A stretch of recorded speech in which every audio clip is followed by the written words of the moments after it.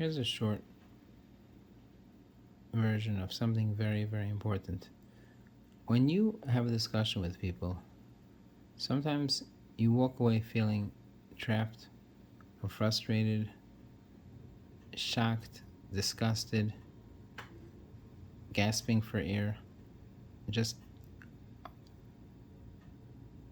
so angry or so disturbed or disappointed or shocked or betrayed by the person you're talking to.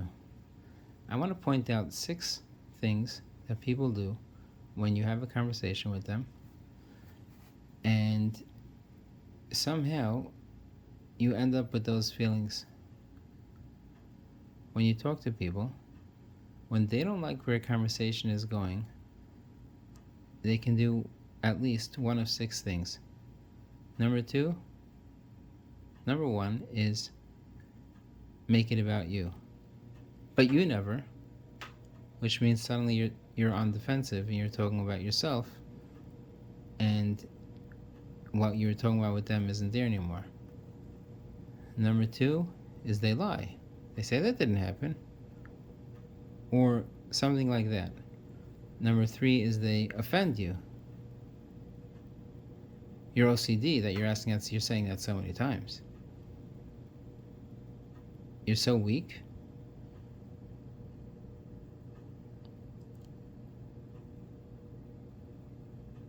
Number 4, they can change the subject and they say, other times, other people, and then they change the subject. And number 4 is they could simply ignore you. Just make believe you didn't say what you said.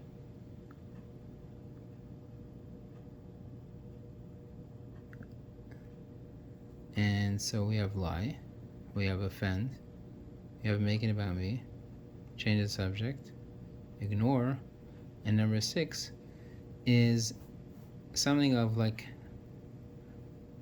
I can't believe you're talking like that, or listen how you're talking, or nobody talks like that.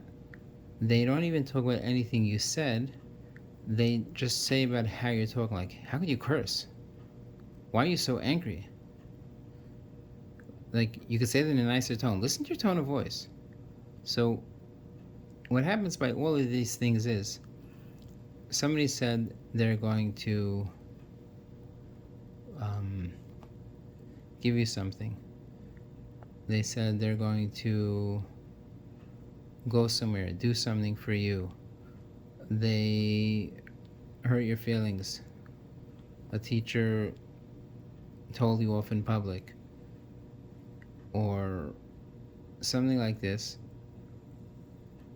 or somebody says something that's just not true, or whatever it is. So you say, you said this and this. So they'll say, number 1, they'll lie. They say, I didn't say that. Number 2, they'll offend you and they'll say, why are you so weak? Like, number 3, they'll make it about you. They'll say, you also do these things. Last time you also said you were going to do it and you didn't, or you offended somebody, or change the subject. It's really late. I just have to take care of this. Right? Or so lie, offend you, change the subject, make it about you, ignore you, just look at you and give that superiority look, or just nod their head, or just not actually answer what you said. They'll just stare the other way, say time is up, or I really have to do other things right now. Or they'll say, you can't come into my office with that tone of voice. So what happens is that you have actually for sure a good point, and what ends up is that you end up disgusted, frustrated, trapped, because what you said was ignored. What you said was, you got offended for bringing up a good point. The concept you were talking about was changed. They ended up flipping and talking about you when really they should have been talking about themselves. Or they just lie and they're like, how could this be? I know what I saw.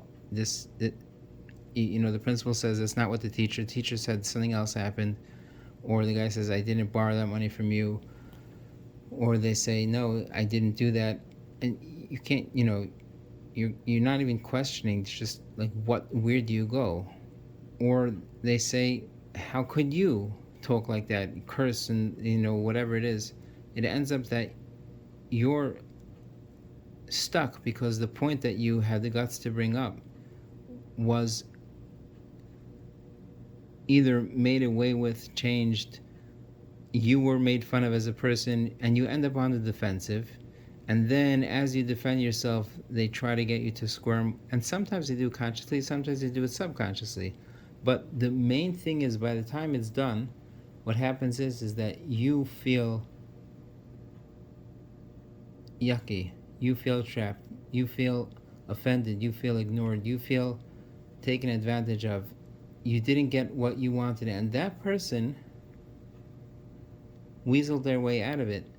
And they probably will never give you another appointment, will probably never, take you back as a patient, or they'll say, we already discussed this. Next time you come, we already discussed this. And they'll even write in their notes that they had a meeting about you, or they'll say, we already talked, why you bring this up again next time you bring it up? Which is all, why are you making it about you, offending you? Or they'll say, like a year later, it still bothers you, which is offending you. And, or I can't believe you'd still bring this up. We already spoke about this. Or things like that. So what happens is you bring up something that's important to you, this bothers your emotions, and they flip it and make you and what's important to you not important, not real, put aside. So I don't really have an answer. The only answer is to say, you're making that about me. You're offending me, but you're still changing the subject. That's actually not what happened. There's a video if you want to see it. We can't say that's not what happened, or please don't focus on how I'm saying it. I'd rather you focus on the thing that I'm bringing up. We can talk about later how I'm saying it, or my tone of voice. We're not here to discuss my tone of voice. We're not here to discuss my choice of words or why it still bothers me after all this time. I just really want to discuss what's important to me, and why we're here. And I can't talk about this now.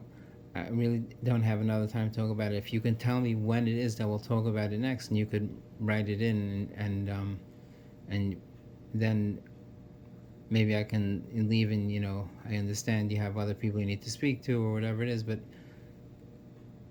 you have to make sure just that you can point it out. Probably what's going to end up is they're going to blacklist you. They're going to talk badly about you behind your back to other people.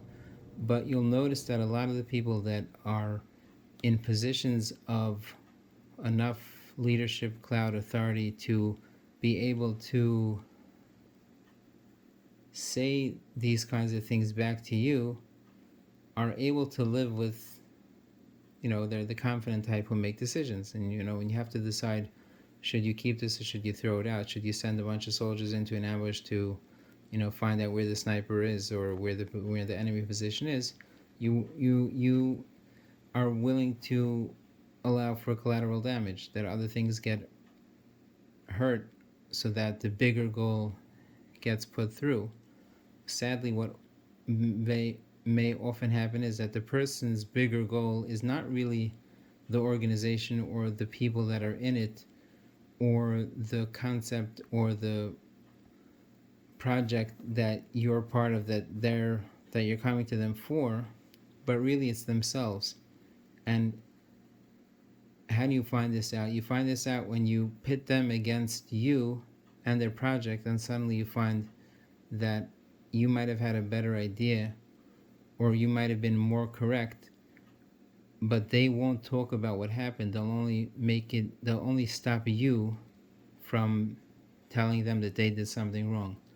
And that's often how people like that become into positions of in charge of things, because they can make decisions like this. People are afraid to tell them off. People are cowed into being quiet. People are paid enough money, or people also feel that if they're close to this person, they'll get higher. And whatever it is, they want the job, they end up not sticking up for you and the people along the way, and you end up realizing that a lot of people in charge of organizations are, or people that are in places of authority, are not really there because they are so capable more than you in making decisions. It's just that they're willing to chop away, and nobody wants to be the next thing that's chopped.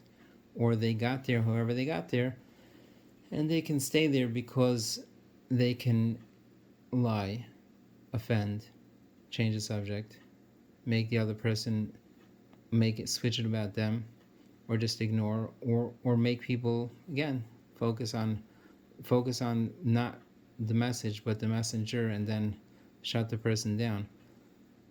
So I don't really have an answer, because it ends up that often you get on the black book, in the black book of such kinds of people. But in the real truth of life, these people are serving themselves and not Hashem.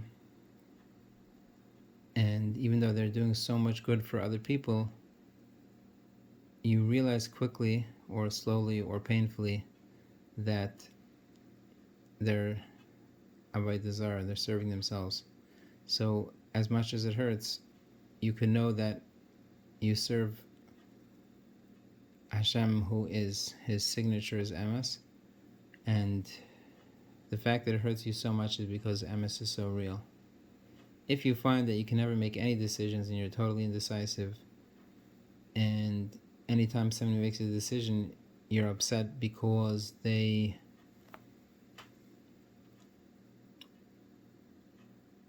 could have thought of something better, but you don't have anything, that's not that they're controlling. That's not that they're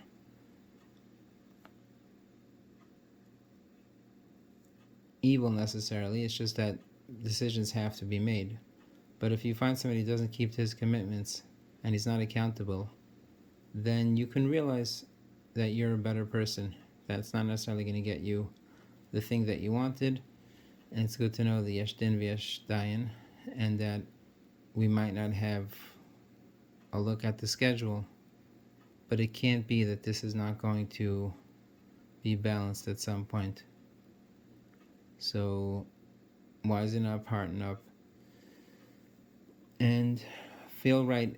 And when you ever feel like you're walking away, like you can't breathe and you're trapped because your essence has been denied, see if it's one of these 6 things. See what you can do about it next time. And just know that Hashem sees everything. And everything's written down. And there's checks and balances, debits and credits. And Hashem will do good for you at some point.